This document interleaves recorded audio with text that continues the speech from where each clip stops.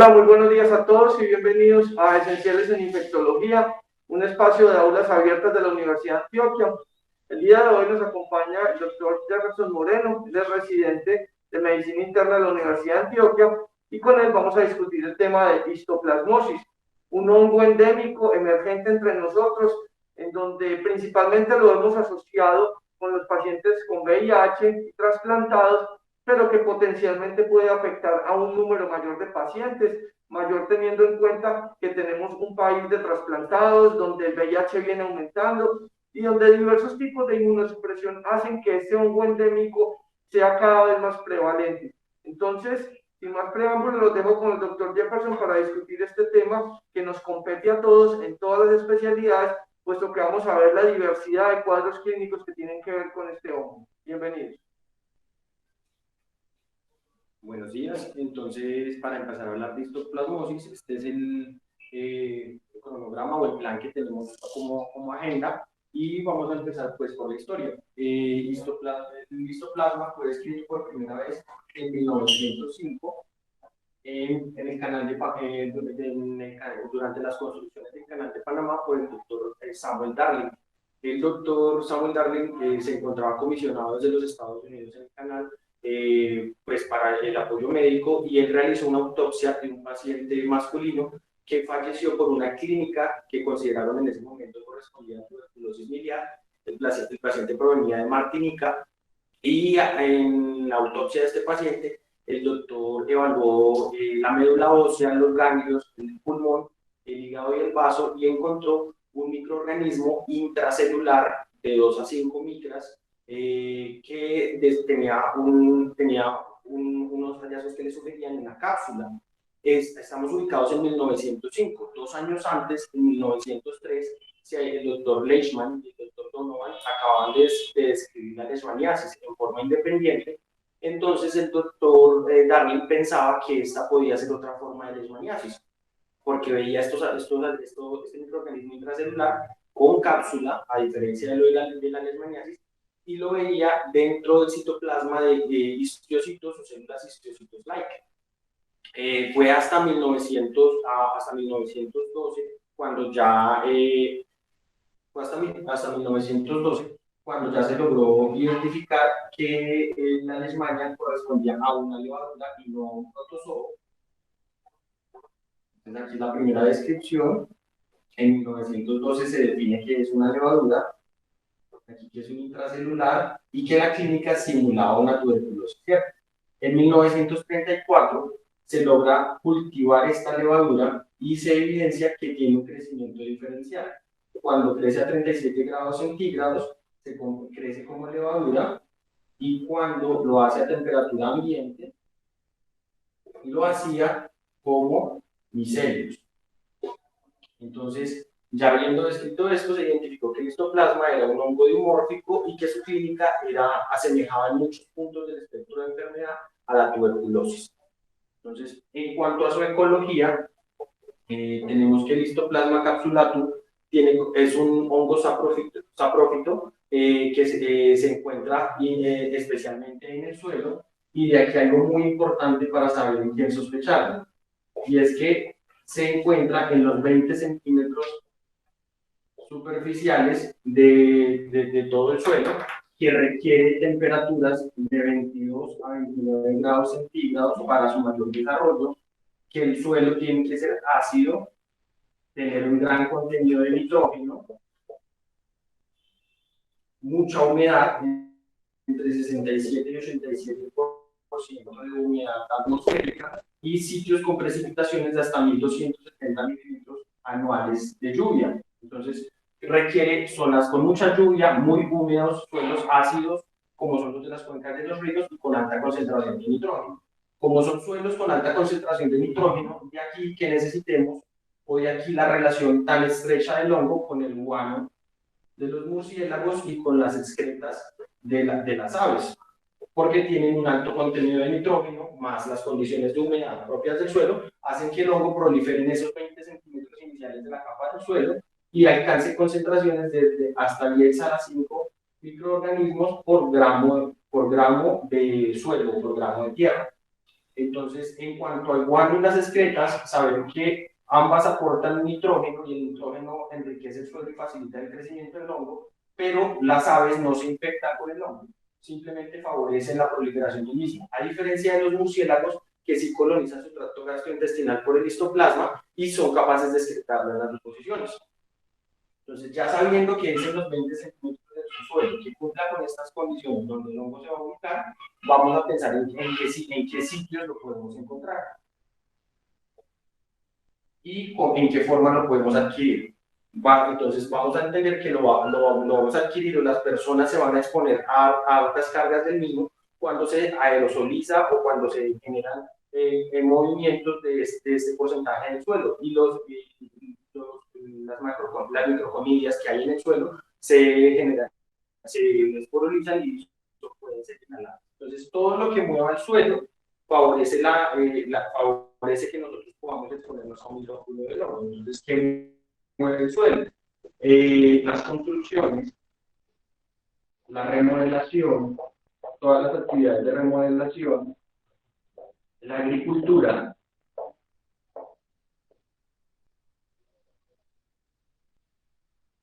remodelación, construcción, agricultura, actividades al aire libre o en cuevas, porque vamos a tener una mayor concentración del guano y de las excretas reales, actividades al aire libre o en cuevas más bien, libre y cuevas. Todas estas actividades, por facilitar que se mueva el suelo, son lo que va a favorecer que nos expongamos a los altos inóculos del hongo. Y también recordar que por esa estrecha necesidad del enriquecimiento de nitrógeno del suelo, es que la mayoría de los aislamientos o los brotes se encuentran en sitios donde tenemos contacto con gallinaza de las aves o donde tenemos aves de corral y tienen las concentraciones de humedad apropiadas para que prolifere el hongo. Entonces, en cuanto a la epidemiología, tenemos que es un hongo ampliamente prevalente, tiene distribuciones muy variables y destacan las altas prevalencias en las zonas que corresponden a valles de ríos. Entonces, todos sabemos la alta prevalencia que hay en los valles del río Ohio, Minnesota, en los Estados Unidos, y Mississippi, ¿verdad? Mississippi,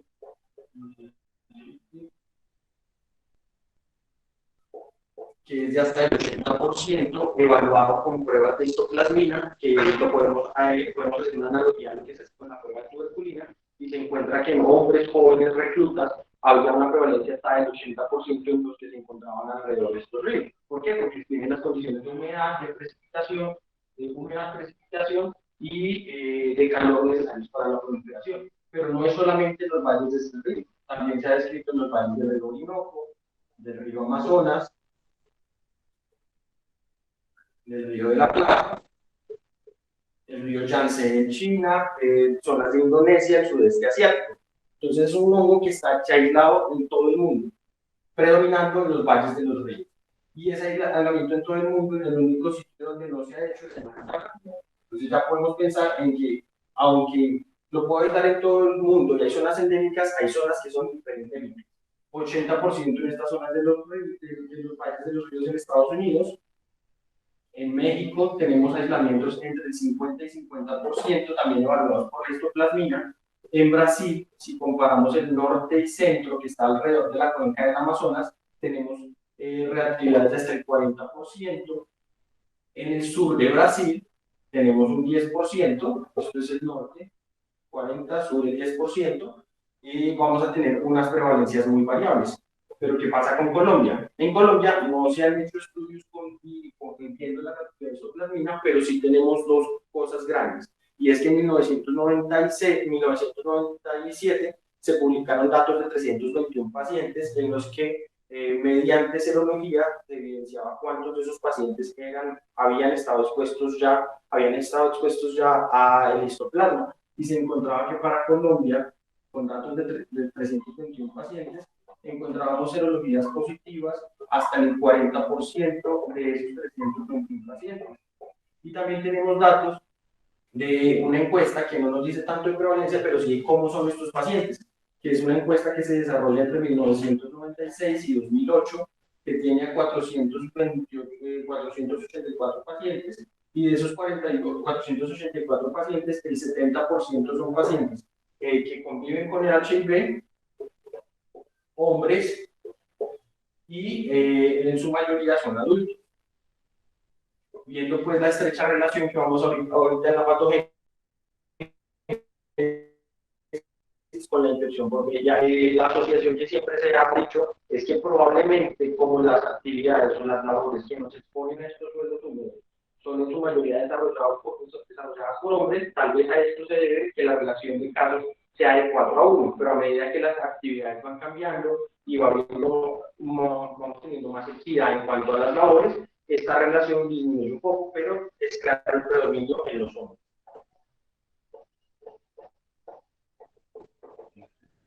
En cuanto a la patogénesis, habíamos dicho que teníamos un hongo de morro, que tenía pues dos morfologías de morro. Entonces, una de esas dos morfologías dijimos que eran los micelios. Y teníamos otra morfología que era la levadura. Dijimos que lo que hacía que el hongo cambiara de una forma a la otra era la temperatura. Entonces, cuando estamos en los micelios, que es a la temperatura ambiente, los micelios pueden crecer en dos formas, la colonia puede crecer en dos formas. Tienen una colonia que es albina y una colonia que es marrón. La colonia albina crece mucho más rápido.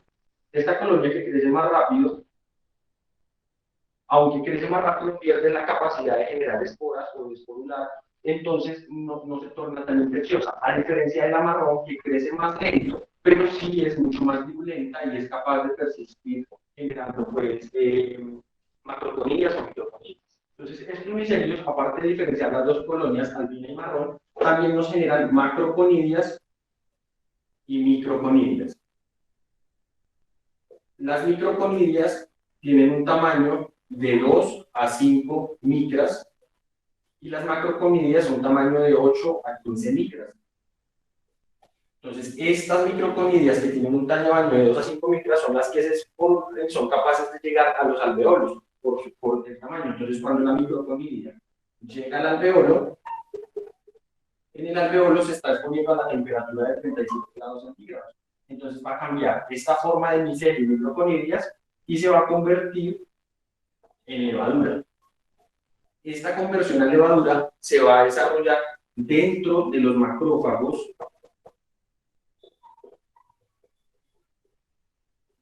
y dentro de los neutrófilos. Principalmente son los macrófagos. Cuando se convierte a levadura dentro de los macrófagos y los neutrófilos, lo que la levadura debe hacer es tratar de persistir. Y la forma en la que trata de persistir es alcalinizando el fagolisosoma. Ella tiene que alcalinizar el fagolisosoma para que logre un pH mayor a 6.5. Requiere lograr este pH mayor a 6.5 para poder tomar el hierro de las células o del huésped en el que está. Este hierro del huésped es capaz de continuar su ciclo vital. Si el pH es menor a este, como los cuales los macrófagos y los neutrófilos por las inclusiones azulófilas, este pH, cuando es menor de 6.5, no le va a permitir progresar. Requiere este pH para poder usar el hierro y poder progresar. Entonces, ya sabiendo que al ingresar al cuerpo tiene el cambio a levadura, tenemos que pensar en cuáles son las células o cómo se comporta la inmunidad durante la exposición a la levadura. Entonces, lo primero es que las células CD4, los linfocitos CD4, son capaces de producir interferón gamma. El interferón gamma estimula a los macrófagos para que puedan atacar a las levaduras. Pero a su vez son capaces de producir estos macrófagos factor de necrosis tumoral alfa. Este factor de necrosis tumoral alfa es lo que define la respuesta que tenemos a la exposición a la levadura, y es que va a favorecer la formación de granulomas, tanto caseificantes como no caseificantes.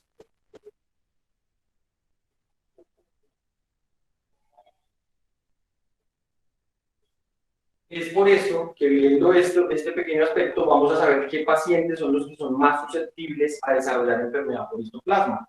Los pacientes que por una inmunidad, por una infección por HIV van a tener unos conteos de CD4 menores, los pacientes que por inmunosupresión están expuestos a anti-TNFs, los pacientes que tienen una inmunidad celular deteriorada o que tienen una alteración genética en la formación, en la formación de la respuesta o en el desarrollo del macrófago. Entonces aquí tenemos, se han descrito alteraciones genéticas en que los pacientes tengan problemas con la producción de interleuquina 12, interleuquina 17, factor de necrosis tumoral alfa, interferón gamma o problemas en la formación de monocitos. Entonces, pacientes que tengan estas características o que tengan un compromiso de alguna de estas líneas son los que más van a ser susceptibles a desarrollar infecciones más graves. Aquí aprovechar que cuando estábamos diciendo lo de las microconidias decíamos que tenían un tamaño de 2 a 5 milímetros. Y esto es, aunque pareciera obvio, no es para todos los histoplasmas. Es para el histoplasma capsulatum, variedad capsulatum, que es el que más frecuentemente tenemos en América, en Europa. Y tenemos otro histoplasma que es capsulatum,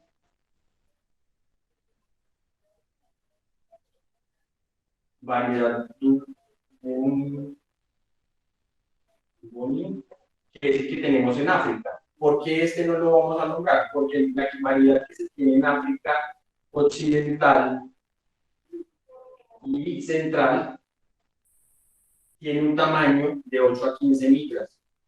Como este histoplasma tiene un tamaño mucho mayor, no es capaz de generar infección pulmonar y el histoplasma que tenemos en la variedad africana genera infecciones de predominio en la piel y en los huesos, y la forma de entrada son ablaciones, no el pulmón, que es el que va a destacar en capsulatum capsulatum.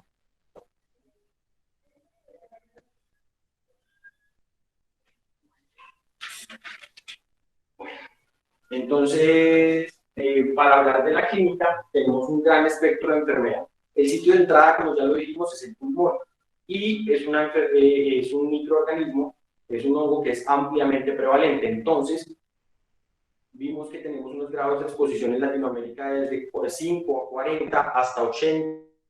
En los Estados Unidos tenemos una prevalencia muy alta, simplemente al mismo, es prácticamente universal y es único en el ambiente.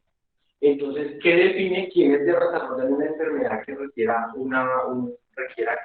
atención médica y todos los otros que se exponen, pero que no desarrollan esta afección clínica al punto de que no veamos el número de casos que creeríamos que podríamos ver?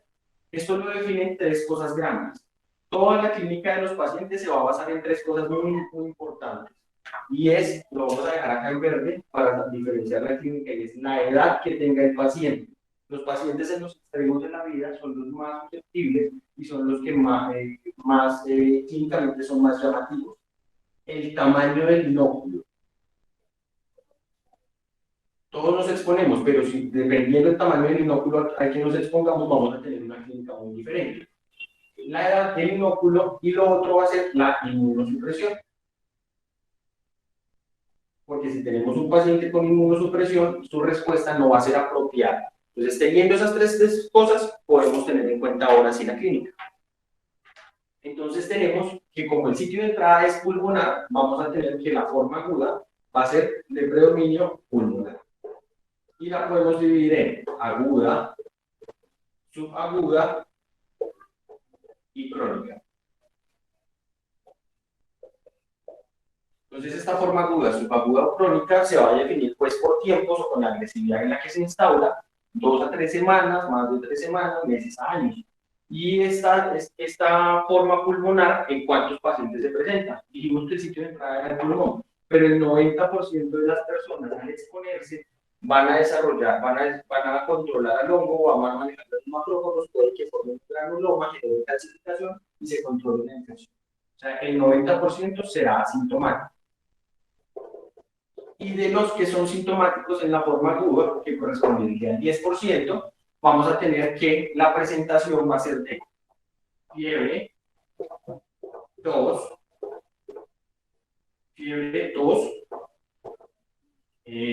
influenza light o síntomas pues, constitucionales y dolor torácico. De este dolor torácico destacar algo que aunque no tenemos la causa exacta de por qué se genera, sí es llamativo cuando se lee y es que el dolor torácico de la histoplasmosis no es un dolor pleurítico, es un dolor subesternal o en tórax anterior, y este dolor subesternal o en tórax anterior se cree que se asocia a la presentación de adenitis o el aumento del tamaño o la presencia de adenomegalias en mediastino y parailiares. Pues en esta infección es muy frecuente que cuando en la placa de tórax veamos infiltrados bilaterales de predominio mixto, pero bilaterales con marcado compromiso ganglionar. Este compromiso ganglionar es tal que un solo ganglio linfático puede alcanzar tamaños hasta de 6 a 8 centímetros. Ahora, si eso es un solo ganglio y tomamos todos los ganglios que tenemos en el mediastino y parailiares, vamos a tener ganglios que pueden alcanzar un gran tamaño. Entonces sería un dolor torácico subesternal o anterior, y en la imagen destaca, aparte de los infiltrados, la presencia de adenomegalias. Esta forma aguda en su mayoría va a resolver y muchos de los pacientes no van a requerir, aunque hagan estos síntomas, van a ser capaces de resolver la infección. ¿Quiénes no van a ser capaces de resolver una infección aguda?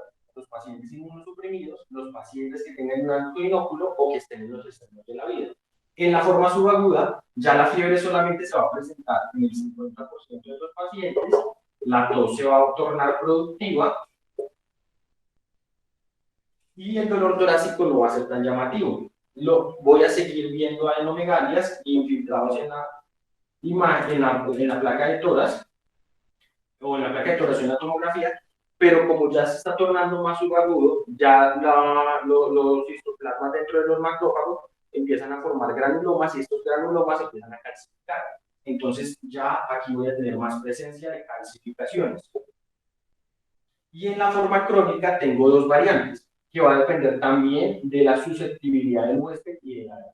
Y entonces en la forma crónica tenemos una forma cavitada y una forma no cavitada.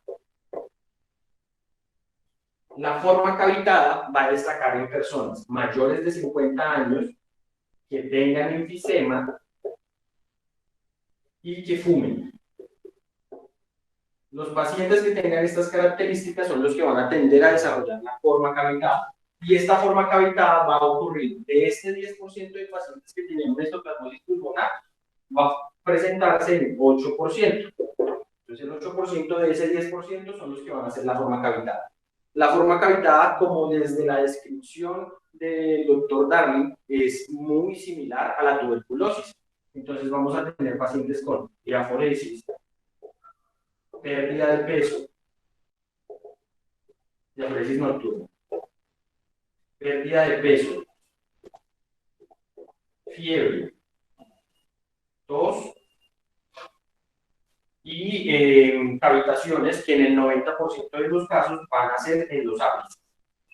Entonces, en un país tan prevalente para tuberculosis, este cuadro clínico inevitablemente nos va a hacer pensar en tuberculosis, pero recordemos que Colombia no es endémica solamente para la tuberculosis, sino también para la micosis. Entonces, no deberíamos sacar de nuestra mente que tenemos otros diferenciales y podemos tener a veces más infección. Entonces, este cuadro clínico va a ser el de la cavitada. Y aquí hay algo llamativo entre la forma cavitada y la no cavitada. El paciente con la no cavitada no va a tener esos tres factores de riesgo, va a tener una clínica similar, pero va a tener, en ausencia de tener las cavitaciones, este sí va a tener adenomegalias, como en las formas agudas y subagudas. En cambio, el que tiene forma cavitada no tiene adenomegalias. ¿Listo? Aquí otra cosa que, aparte del compromiso pulmonar, es que el 6% de los pacientes que tienen la histoplasmosis pulmonar aguda va a tener manifestaciones reumatológicas. Y en esas manifestaciones reumatológicas tenemos artritis de pequeñas articulaciones de manos y pies, que es simétrica y que es aditiva. que en la mayoría de las veces es artralgia, pero puede tornarse en artritis, que los pacientes que desarrollan artritis casi en su totalidad son mujeres, y va a estar asociado a eritema multiforme y va a estar asociado a eritema nodoso. Entonces, en el 6% de los pacientes. La subaguda no tiene esta manifestación, pero la forma crónica no cavitada también tiene manifestaciones reumatológicas, en un 5 al 6%. Destacando entonces lo que hablábamos ahorita. Artritis, que pueden ser artralgias, que pueden ser artritis, y eritema nodoso. Entonces, estas manifestaciones reumatológicas las vamos a ver en la aguda y las vamos a ver en la crónica no cavitada. Puede presentarse en otras, pero está más descrito en esas dos formas. Entonces, de esta forma aguda pulmonar, destacamos mucho la presencia de adenomegalias. Entonces, estas adenomegalias las estamos ubicando en mediastino, ¿cierto? Entonces, como las estamos ubicando en mediastino, tenemos tres presentaciones, aguda, subaguda o crónica, de ese compromiso por adenomegalias en mediastino. Y va a ser una adenitis, luego vamos a tener un granuloma, y luego vamos a tener una fibrosis de mediastino. Entonces, así por temporalidad. Esta adenitis es tan relevante por lo que decíamos, los ganglios pueden alcanzar de 6 a 8 centímetros cada uno. Entonces son conglomerados ganglionares muy grandes que, más allá del dolor, podrían llegar en personas de corta edad o muy pequeñas o en personas ya muy mayores, son capaces de generar síntomas por compresión de alguna de las estructuras que tenemos en el mediastino, en el anillo recurrente, compresiones de vasos, compresiones de bronquios o inclusive del esófago, que aquí la relevancia. En la forma de granuloma, entonces ya se empiezan a formar grandes granulomas de estos mismos tamaños y empieza a generarse la calcificación. Y en personas que desarrollan una respuesta desregulada contra los antígenos del histoplasma, se genera fibrosis del mediastino, que es una catástrofe porque ya aquí no aislamos el histoplasma, pero la fibrosis es tal que me genera pues compromiso en las otras estructuras, atrapamiento, incluso síntomas de vena cava superior o cosas por el estilo. Y esto va a ser paralelo pues al desarrollo de esto. Primero la adenitis, luego se torna en granuloma y en un porcentaje pequeño de personas podría tener fibrosis.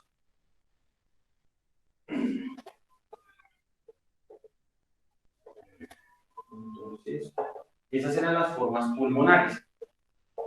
Es lo que más destaca, pero no es exclusivo. Y tenemos otras formas a las que vamos a llamar diseminada progresiva.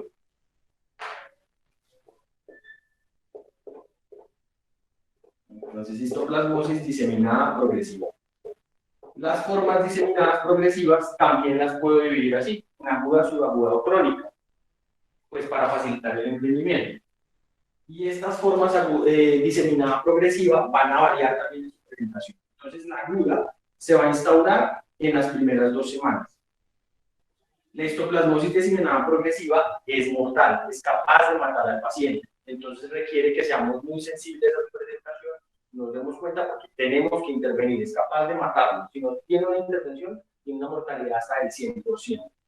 Entonces, en esta forma aguda vamos a tener que el 90% va a tener anemia, con una hemoglobina menor a 7. El 80% va a tener trombocitopenia y leucopenia. LDH mayores a 600 o incluso 1000. Pueden desarrollar CID, pueden desarrollar síndrome hemofagocítico o activación del macrófago.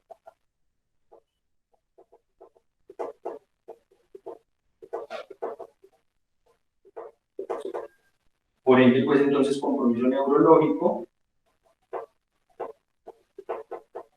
y pues todo el choque y todo el control de su sistema. Derivado de la activación del macrófago, entonces la elevación de ferritina y hallazgos de ese tipo, pero aquí estamos destacando el compromiso hematológico, la alteración del estado de conciencia y la coagulopatía.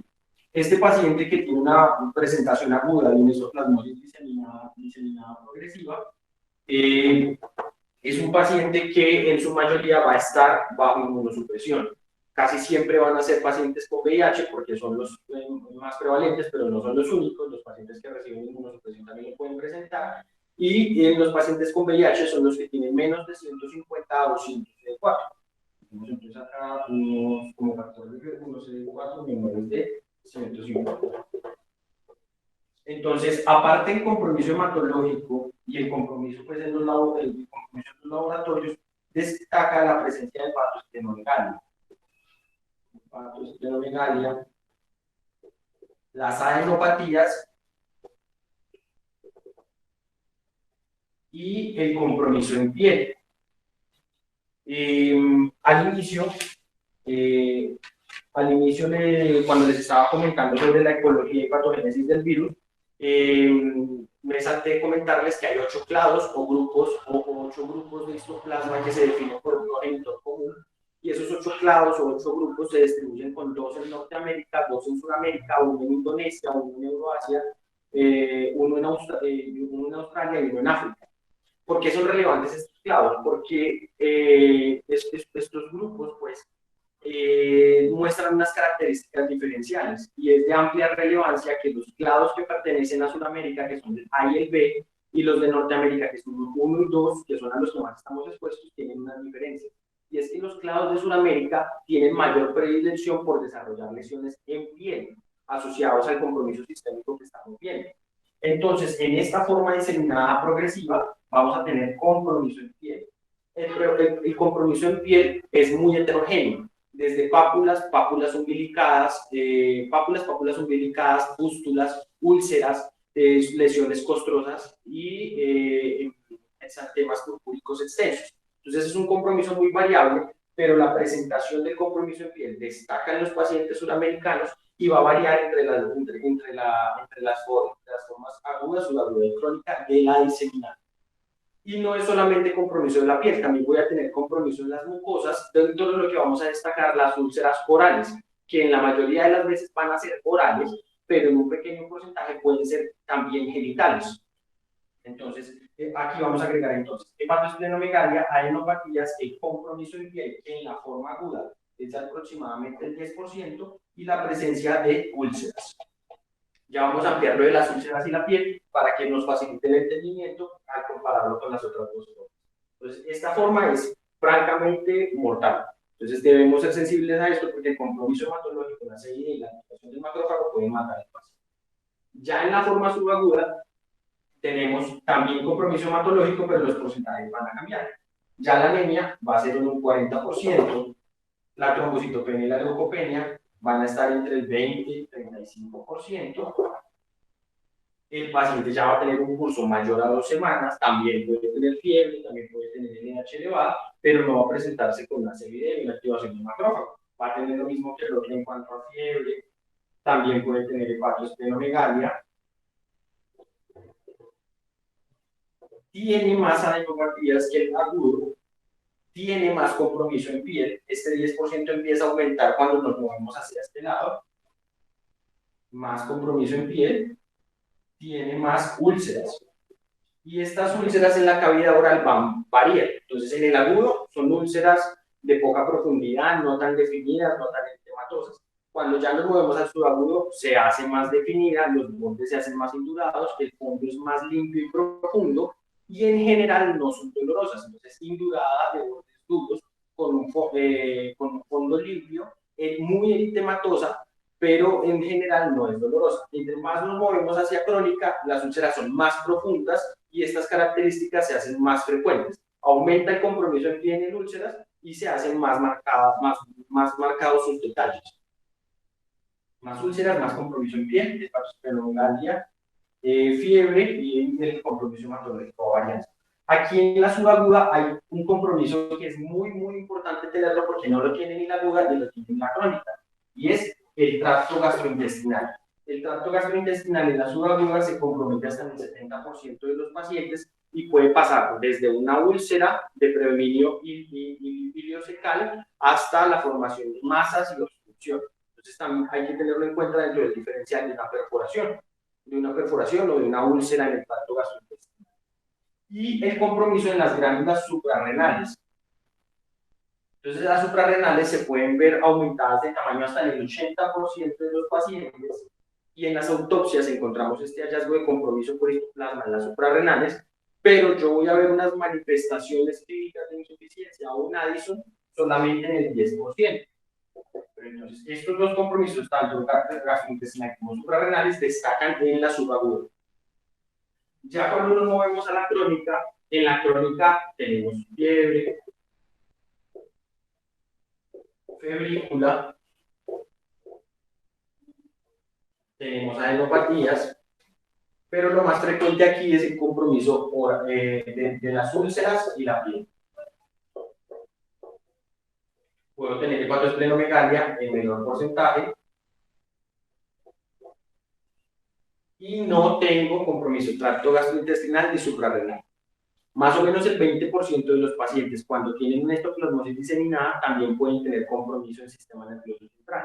Del que lo que más destaca es la presencia de hiperproteinorraquia y una glucosa disminuida en el líquido cefalorraquídeo. Esas dos cosas son las más llamativas y puede presentarse desde una meningitis hasta una lesión ocupante o ya en este caso una meningitis crónica. Aquí podemos tener meningitis crónica con esos dos hallazgos destacando dentro del líquido cefalorraquídeo y podría tener, aunque en un pequeño porcentaje, compromiso cardiovascular o pericardio. Entonces, en la crónica va a ser más llamativo la piel, las úlceras, las adenopatías y la hepatosplenomegalia en una forma más elevada, pero podría tener de compromiso de otros órganos, entonces la meningitis crónica y la hepatitis granulomatosa crónica.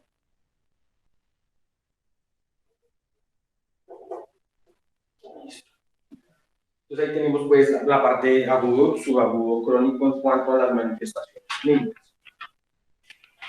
Bueno.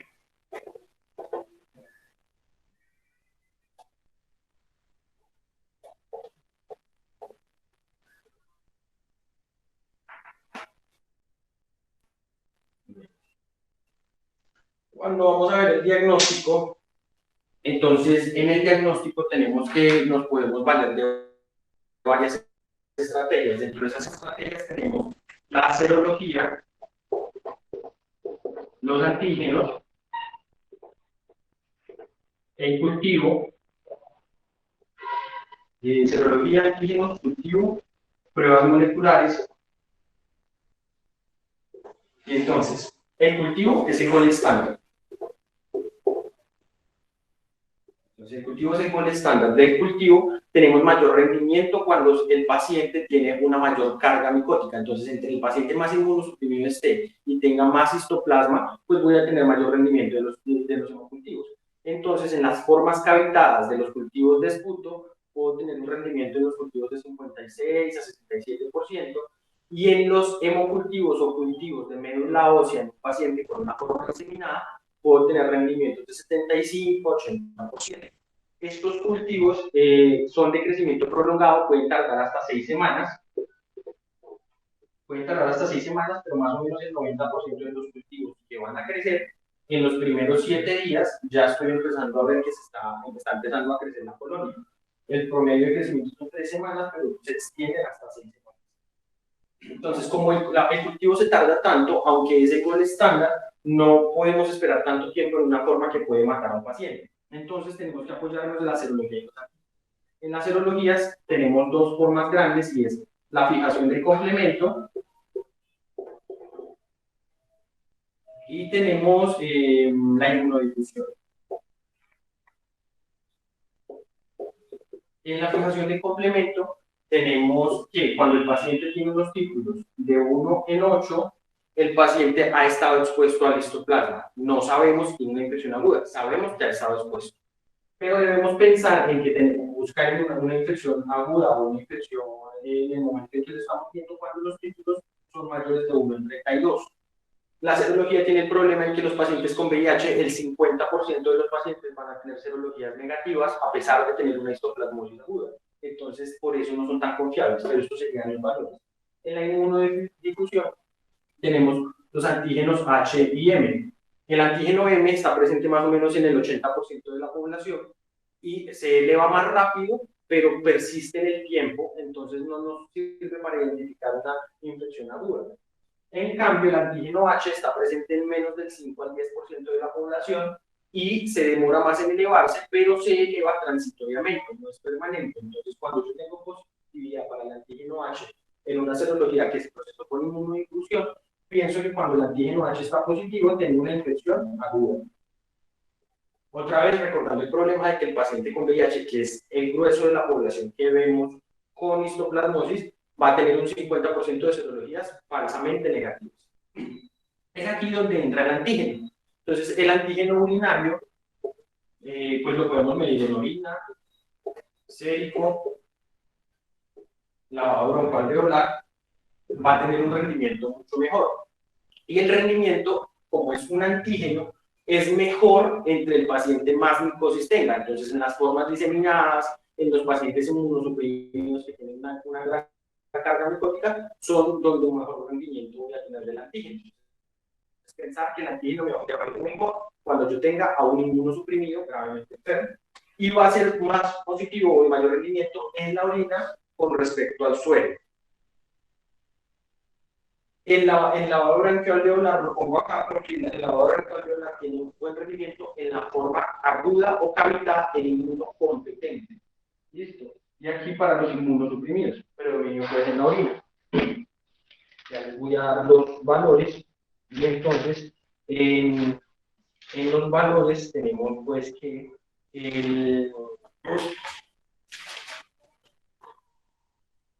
para la forma de orina en VIH tenemos un rendimiento de 80-90% y para la forma de orina en el paciente no VIH el rendimiento es de 60-55%. Y siempre el rendimiento es superior en orina y menor en el sérico. En el sérico, entonces podemos disminuir este 80-90 del paciente con VIH a 50-80. Entonces, el antígeno se torna como una ayuda muy grande y pues que tiene un gran rendimiento, especialmente en los suplementos. Y habíamos dejado abajo las pruebas moleculares. En las pruebas moleculares se han desarrollado muchas. Una de estas es la PCR para la proteína de 100 kilodaltons, que está validada por el grupo de la CIP. Esta proteína, hay más PCRs, pero es como la que tenemos de la más cercana en el medio, que es la de 100 kilodaltons, que puede tener una sensibilidad hasta del 100% y una especificidad del 92%. Entonces se muestra como una gran ayuda, pero pues el problema es el costo, la necesidad de que tengamos pues una amplia distribución y que si no tenemos un antígeno, pues es difícil que la tengamos con amplia distribución. Entonces el diagnóstico va a variar, entonces lo que yo estoy buscando. En aguda, para el lavado broncoalveolar me podría servir el antígeno. En las diseminadas progresivas, por tener mayor inóculo, lo que yo tendría que usar es el antígeno también. En las subagudas o crónicas me sirven las serologías, porque el paciente me da más chance de tiempo, y en las serologías es muy útil la elevación a de 4 veces en los títulos de anticuerpos a las 4 semanas. Entonces me facilita esto, la serología, en las duelas diseminadas me facilita el antígeno, pero siempre el gol estándar va a ser el cultivo.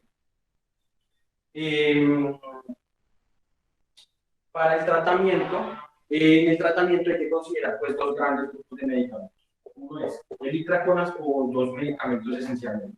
El itraconazol, también puedo usar posaconazol, isovaconazol u otros azoles, exceptuando el fluconazol. ¿Por qué puedo usar estos? Porque estos son fungicidas. El fluconazol es fungistático. Entonces, de los que son fungicidas, la elección es el itraconazol. El itraconazol lo voy a tener en dos formas, lo voy a tener en una forma oral, y en esa forma oral tengo la presentación de cápsula o tableta, que tiene varios problemas con la biodisponibilidad, y es que la biodisponibilidad en forma oral es solamente del 50%, o en el mejor de los casos es del 50%.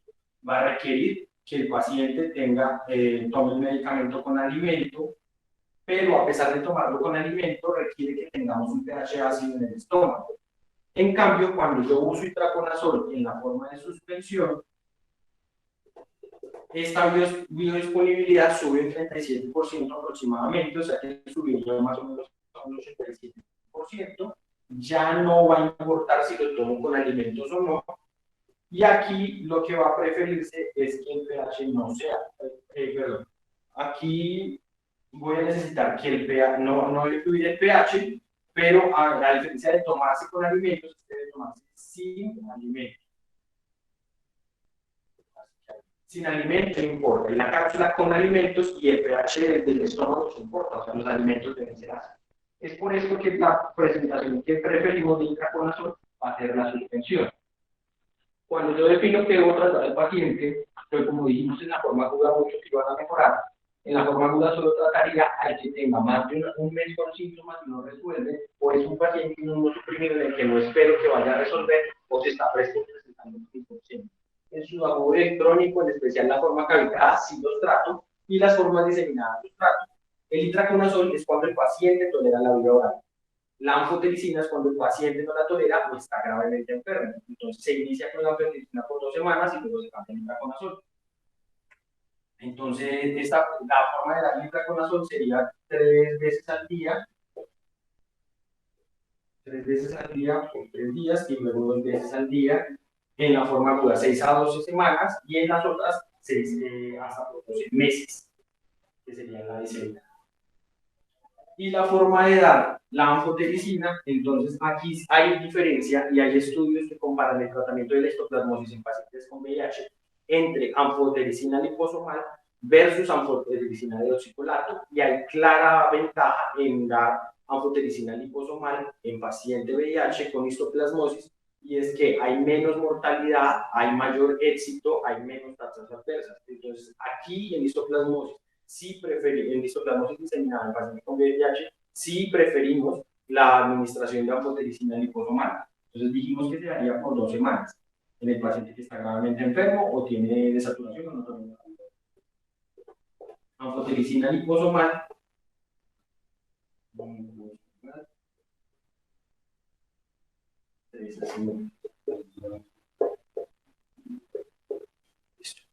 Y lo que nos dice esta superioridad de la anfotericina liposomal es que el porcentaje de éxito, si yo uso liposomal versus de oxicolato, va a ser de 82% versus 56% si uso de oxicolato. Eso es el éxito. El porcentaje de disminución de la mortalidad va a ser, si yo uso liposomal va a ser del 2%, si uso de oxicolato va a ser del 13%, y la nefrotoxicidad va a ser de 9% versus 37%. Es por esto que se prefiere pues la administración de liposomal en este escenario. Es claramente superior. Más éxito, menos mortalidad y menos nefrotoxicidad. En cuanto a la prevención, o la prevención y profilaxis, tendríamos que un escenario grande es la profilaxis secundaria en el paciente con VIH. Entonces, es un paciente que tuvo una histoplasmosis diseminada. Yo le doy el tratamiento con las 2 semanas de medicina, luego paso al itraconazol y completo el itraconazol, entonces yo puedo considerar, ¿será que no disminuyo la dosis, le doy profilaxis, cuánto va a ser? Y entonces va a ser que dejo profilaxis con un 200 miligramos de itraconazol al día, si ya con 200 miligramos de itraconazol al día como forma de suprimir el histoplasma. Y podría considerar retirarla cuando ya completé 12 meses de tratamiento, el antígeno urinario está negativo, está con una carga viral para HIV indetectable, y los CD4 están mayores de 200 por más de 6 meses. Sería un escenario en el que yo podría considerar el retiro, pero pues esto no es tan difundido. Y la otra sería aquí, si es una enfermedad, si es un microorganismo tan ampliamente prevalente y está pues en todas las latitudes, a quien yo podría dar una profilaxis primaria. Y entonces la plantean en las zonas hiperendémicas,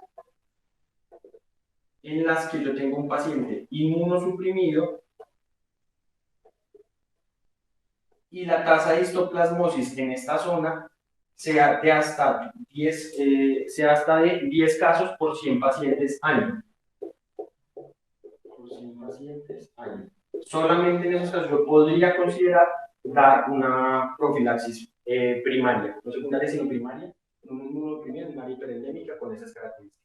Otras formas de prevenir es explicarle a las personas que cuando van a manipular suelos, zonas con el que esperamos que tengan el histoplasma, usen tapabocas N95 o la descontaminación, mojar el suelo o este guano con desinfectante. Y ya, profe. Muy bien, gracias a Jefferson por esta explicación de todos los aspectos relevantes de lo que tiene que ver con histoplasmosis. A continuación yo les voy a hacer un pequeño resumen de algunos aspectos también relevantes que debemos tener en cuenta a la hora de enfocar el paciente con histoplasmosis. Entonces, lo primero, estamos hablando de una enfermedad altamente prevalente en nuestro medio, incluso a niveles muy similares a lo que sería la tuberculosis. Si nosotros hiciéramos estudios epidemiológicos regulares de cómo se comporta la histoplasmosis frente a la tuberculosis, veríamos que son dos enfermedades muy similares en cuanto al grupo poblacional que afectan y a la distribución geográfica en nuestro país.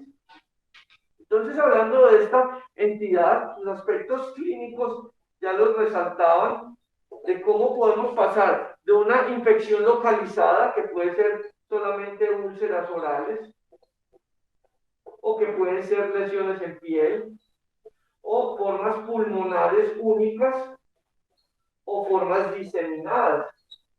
En este sentido, entonces, es muy importante considerar no solamente el tipo de lesión, sino el tipo de hospedero. Entonces, podemos hablar de un paciente que está inmuno o inmunocompetente. Y esa palabra inmunocompetente cada vez es más difícil de precisar, puesto que la inmunocompetencia no es algo que podamos medir claramente. Hay muchos factores que pueden interferir en lo que tiene que ver con la inmunocompetencia de una persona y que solamente se hacen evidentes al momento en que esta persona es retada con un patógeno profesional como este. Porque hay personas que pueden tener trastornos en el factor de necrosis tumoral, trastornos en el interferón, trastornos en ciertas interleuquinas específicas que tienen que ver con el control de este hongo y que facilitan entonces las infecciones y la diseminación del mismo. En tal sentido, desde el punto de vista clínico, es muy importante tener en cuenta en los pacientes que llegan con un cuadro sugestivo de tuberculosis miliar, que si esta enfermedad ingresa por las vías respiratorias y llega a los pulmones, allí vamos a poder ver un infiltrado miliar. Este infiltrado miliar, característicamente y a lo largo del tiempo, hemos tenido la idea de que si es un infiltrado miliar, es tuberculosis, pero hoy en día tenemos que cambiar el chip y aprender que infiltrado miliar la mayoría de las veces va a ser tuberculosis, pero que también puede ser histoplasmosis. Y en este sentido, entonces, en estos pacientes inmunosuprimidos que presentan esta forma diseminada severa de la enfermedad, hay que hacer rápidamente estudios invasivos. Entonces estamos hablando de un lavado broncoalveolar o de un cultivo de esputo, al cual le tenemos que hacer no solamente un GRAM, KOH, un ZN, un cultivo de hongos, biógenos, tuberculosis, una PCR de tuberculosis, y con esto descartar la tuberculosis, pero al mismo tiempo aprovechar esa muestra que fue de difícil obtención para diagnosticar hongos como histoplasmosis. También en estos pacientes con estas formas diseminadas hay una clave clínica muy importante, y es que el tipo de histoplasma que circula en nuestro medio tiene especial tropismo por la piel. Entonces, si usted encuentra lesiones pulmonares miliares asociadas a lesiones en piel, tiene una alta probabilidad de que se trate de histoplasmosis y no de tuberculosis. Para el diagnóstico tenemos muchas herramientas, tenemos las serologías, pero el problema de las serologías es que son muy útiles en pacientes inmunocompetentes y no tanto en inmunosuprimidos, que van a ser la mayoría de los pacientes que vamos a ver con las formas más severas de la enfermedad. Entonces aquí el antígeno urinario es de mucha utilidad. Está disponible en nuestro medio y se puede realizar, está altamente estandarizado y disponible. El antígeno urinario y por supuesto los cultivos y la PCR. Estos cultivos y PCR, pues el cultivo toma tiempo, toma hasta 8 semanas para que pueda llegar a ser positivo y la PCR no está en todos los entornos, entonces es un poquito más difícil, pero con serología inmunocompetentes y antígenos inmunocomprometidos nos podemos acercar de una manera muy confiable al diagnóstico mientras tenemos un cultivo definitivo. Y ya en el tratamiento, estamos hablando de que como la mayoría de los pacientes son inmunosuprimidos, presentan formas diseminadas y aquí tenemos que hacer una primera fase con amotelicina B durante 2 semanas. Esta amotelicina B, pues idealmente debiese ser liposomal, pero desafortunadamente los costos no nos permiten que podamos tratar a la mayoría de los pacientes y en realidad a lo largo de la historia muchos los hemos tratado con deoxicolato con resultados aceptables. Luego de estas 2 semanas, el paciente pasa a una profilaxis secundaria con itraconazol. Se hace primero 200 miligramos cada 8 horas por 2 días y luego 200 miligramos cada 12 horas en adelante. Y ese en adelante pueden ser muchos meses o años, porque es difícil erradicar este hongo. ¿Y qué va a depender de eso? De los factores que ya Jefferson les contaba con respecto al aumento de los CD4, el control de la carga viral, haber recibido al menos un año de tratamiento. Y todo eso nos lleva a que en algún momento este itraconazol se pueda suspender cuando el paciente haya logrado una reconstitución inmunológica, cosa que es posible en el VIH, pero que es muy difícil en el paciente trasplantado, puesto que él debe conservar su inmunosupresión para poder retener el órgano trasplantado. Todo esto hace que sea difícil esta enfermedad en términos de tratamiento a largo plazo, de profilaxis secundaria, y que cada vez pues tengamos mayores casos. Esto era finalmente lo que les queríamos contar acerca de histoplasmosis, un hongo emergente, un hongo que vemos cada vez con mayor frecuencia entre nosotros y que es importante que tengamos claros algunos datos importantes a la hora de hacer el enfoque diagnóstico, el enfoque terapéutico y finalmente el pronóstico a largo plazo. Recuerden, esto es Esenciales en Infectología, un espacio de aulas abiertas de la Universidad de Antioquia y nos vemos en 8 días con un nuevo tema de infectología en general. Muchas gracias.